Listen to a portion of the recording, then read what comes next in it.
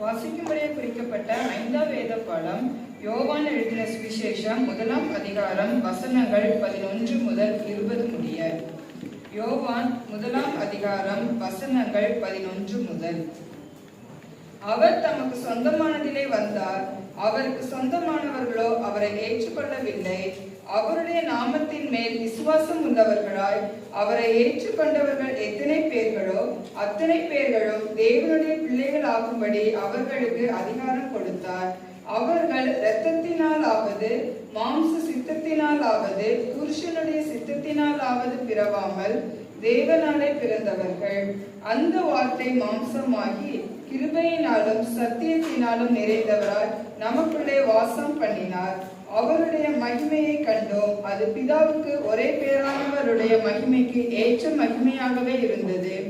யோவான் அவரை குறித்து சாட்சி கொடுத்து, எனக்கு பின் வருகிறவர் எனக்கு முன்னிருந்தவர், ஆகையால் அவர் என்னிலும் மேன்மையுள்ளவர் என்று நான் சொல்லி இருந்தேனே, அவர் இவர்தான் என்று சத்தமிட்டு கூறினான்.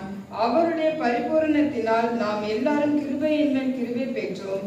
எப்படி எனில் நியாயப்பிரமாணம் மோசேயின் மூலமாய் கொடுக்கப்பட்டது, கிருபையும் சத்தியமும் இயேசு கிறிஸ்துவின் மூலமாய் உண்டாயின.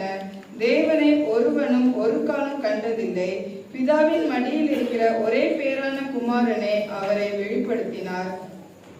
எருசலேமில் இருந்து யூதர்கள் ஆசாரியரையும் லேவியரையும் யோவான் இடத்தில் அனுப்பி, நீர் யார் என்று கேட்ட பொழுது அவன் மறுதலியாமல் அறிக்கையிட்டதும் அன்றி நான் கிறிஸ்து அல்ல என்றும் அறிக்கையிட்டான். வாசிக்கும்படியாக குறிக்கப்பட்ட 5ஆம் வேத பாடம் வாசிக்க